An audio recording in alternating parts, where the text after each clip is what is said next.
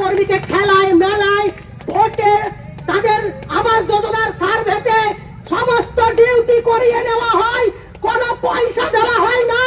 দুয়ারে সরকারের ডিউটি করিয়ে নেওয়া হয়, কোনো পয়সা দেয় না। 1 টাকা তাদের জন্য বরাদ্দ করেছে ন্যাপকিন বিক্রি করার জন্য। এই আশা কর্মীর কতটা অমর্যাদা, কতটা ছোট চোখে দেখা হয়। না হলে একটা কর্মীর জন্য কি 1 টাকা বরাদ্দ হতে পারে? তার পর্যন্ত তাদের ভাতা বাকি, 4 মাস পর্যন্ত তাদের ইনসেনটিভ বাকি, তাদের মোবাইলে কাজ করানো হয়, তাদের মোবাইল রিচার্জের টাকা নিয়মিত দেওয়া হয় না।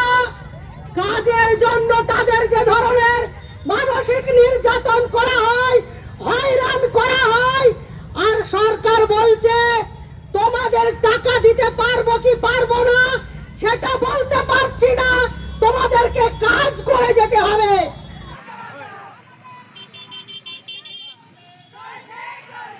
আমি আশা করি। তো এখন তো আপনাদের বন্ধ, হ্যাঁ, কাজ নেই, না কিভাবে দিন কাটছে? এখন কী করবো, কষ্টায় কাটছে, বেতনও পাচ্ছি না, পারফরমেন্সগুলো বাকি রেখেছে অনেক দিনের। আমাদের তো যদি দাবি দেওয়া মেনে নেয়, আমরা কাজ করতে ইচ্ছুক, আমরা তো কাজ করতে চাই, কিন্তু দিদি যতক্ষণ না দাবি দেওয়া মানছে আমরা কিন্তু এই কর্মবিরতি করতে বাধ্য হচ্ছি। তো কালকে আমাদের স্বাস্থ্য ভবন যাবে, দেখি কি আলোচনা হয়। যদি আলোচনা সব দিদি দাবি দেওয়া মানে, তাহলে আমরা আবার পরশু দিন থেকে জয়েন করবো, যদি মেসেজ আসে ওখান থেকে। আগে বাড়ির কাজ সেরে ডিউটি যেতাম, বাবা ডিউটি সেরে বাড়ির কাজ করতাম। এই যে যারা দিদিরা আছেন এখন স্বাস্থ্য কেন্দ্র বা উপস্বাস্থ্য কেন্দ্রে, তারাও তো খুব চাপের মধ্যে পড়েছে আপনাদের ছাড়া। চাপ হচ্ছে, হ্যাঁ দিদিদেরও চাপ হচ্ছে। আমরা আজকে রাস্তায় নামতে বাধ্য হয়েছি। আমাদের এই সমস্ত বকেয়া যতদিন না প্রদান করছে, আমাদের ফিক্সড ভাতা যতদিন না বাড়াচ্ছে, ভাগে ভাগে টাকা দেওয়া যতদিন বন্ধ না হচ্ছে, টাকা নিয়ে দুর্নীতি যতদিন বন্ধ না হচ্ছে, আমরা লাগাতার কর্মবিরতি করব, আমরা রাস্তা আটকাবো, আমরা জনগণের কাছে এই আবেদন করব।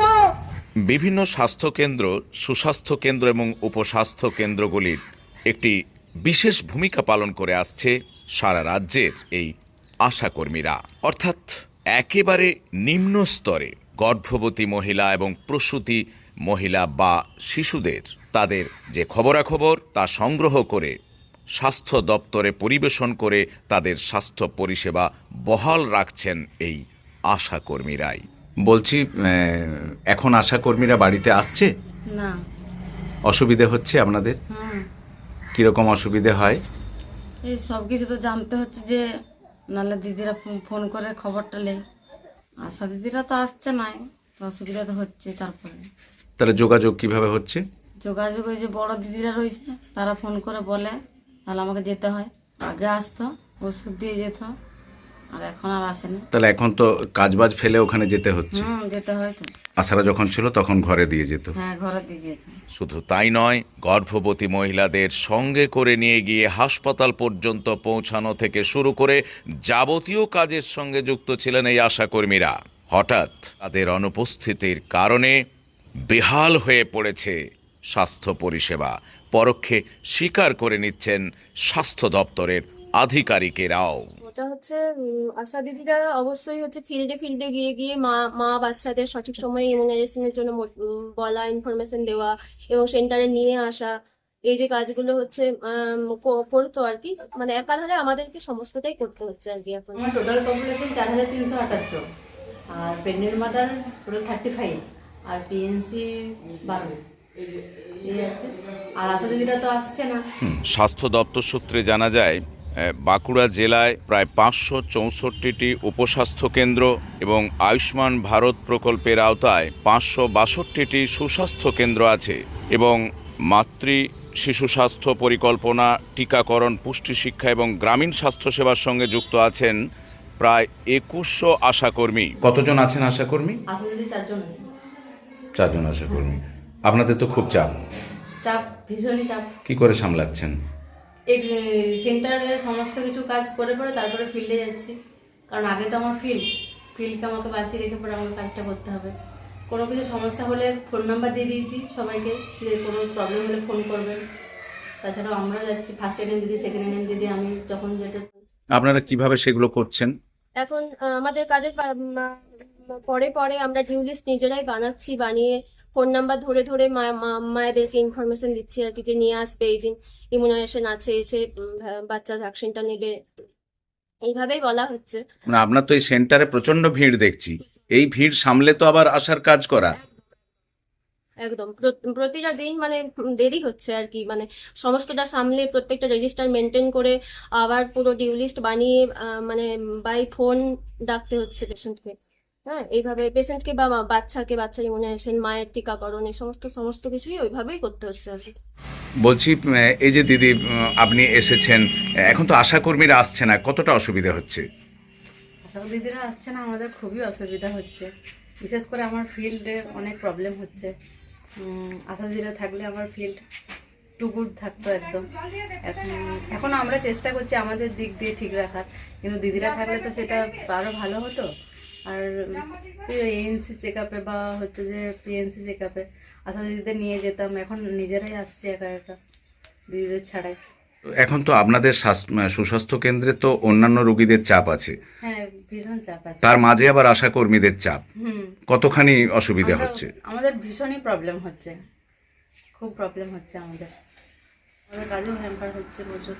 আপনারা কি চাইছেন, কি হলে ভালো হতো?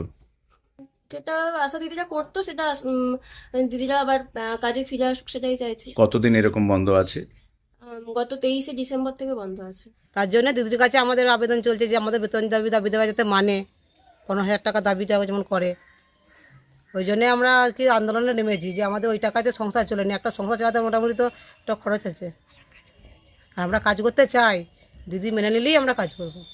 বেতন বৃদ্ধি সহ একাধিক দাবিতে আশাকর্মীরা আন্দোলনে নেমেছেন। 23শে ডিসেম্বর থেকে সারা রাজ্য জুড়েই সমস্ত কেন্দ্রে আশাকর্মীরা অনুপস্থিত থাকছেন, অর্থাৎ কাজ বন্ধ করে তারা আন্দোলনে নেমেছেন। বিভিন্ন স্বাস্থ্যকর্মীরা স্বাস্থ্য পরিষেবা দেওয়ার চেষ্টা করলেও বিশেষভাবে ক্ষতিগ্রস্ত হচ্ছেন গর্ভবতী, প্রসূতি ও নবজাত শিশুরা। এমনকি এলাকার বহু গর্ভবতী ও প্রসূতি মায়েরা স্বাস্থ্য সম্পর্কে সচেতন নন, তাদের পথ দেখান এই আশাকর্মীরাই। পদক্ষেপ বলতে তো এখানে তো ওদের নিয়ে তো পদক্ষেপ আমাদের নেওয়ার তেমন কিছু নেই। আমরা সব যা ওদের দাবি দেওয়া ছিল পাঠিয়ে দিয়েছি। বিভিন্ন সময় আমি ব্যক্তিগতভাবে ওদের সঙ্গে 2-3 বার করে এখানে মিটিং করেছি, বিভিন্নভাবে আবেদন নিবেদন রিকোয়েস্ট করেছি, কেউ করা যায় সব নিয়ে দিয়ে। কিন্তু রিগার্ডিং সার্ভিস, ওরা এখন সার্ভিস দিচ্ছে না। কিন্তু আমাদের ডে টু ডে অ্যাক্টিভিটিস, যেটা ইমিউনাইজেশন বা বাচ্চাদের কেয়ার, সেটা ঠিকঠাকই চলছে। কিছুটা হ্যাম্পার হচ্ছে, কারণ ইমিউনাইজেশন আউটরিচ সেশন বা এই টাইপের কিছু সেশনগুলি ইনফরমেশান ঠিকমতো পেশেন্টদের কাছে পৌঁছাচ্ছে না। আদারওয়াইজ চলছে। এখানে ফার্স্ট এএনএম আছে, সেকেন্ড এএনএম আছে, সেখানে খুব একটা অসুবিধা হচ্ছেই না।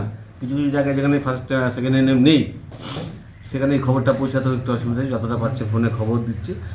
হ্যাঁ, কিছুটা সাফার করছে, তবে এটা বেশি দিন চলতে থাকলে আমাদেরও সেভাবেই পরিষেবাটা যাতে পুরোপুরি দেওয়া যায়। কারণ বাচ্চার ইমিউনাইজেশন, এটাকে তো আর ডিফার করা যায় না। টোটাল প্রোগ্রামটাই সাফার করে বাচ্চাদের লাইফ রিস্ক হয়ে যাবে, যার জন্যে এখন অবধি ঠিকঠাকই চলছে। এই কর্মবিরতি আশাকর্মীদের মিটে গেলে গর্ভবতী এবং প্রসূতি মায়েরা তারা কিন্তু সুবিধে পাবেন, এরকমই একটা। আমরা সিএমওই সাহেবের সাথে কথা বললাম।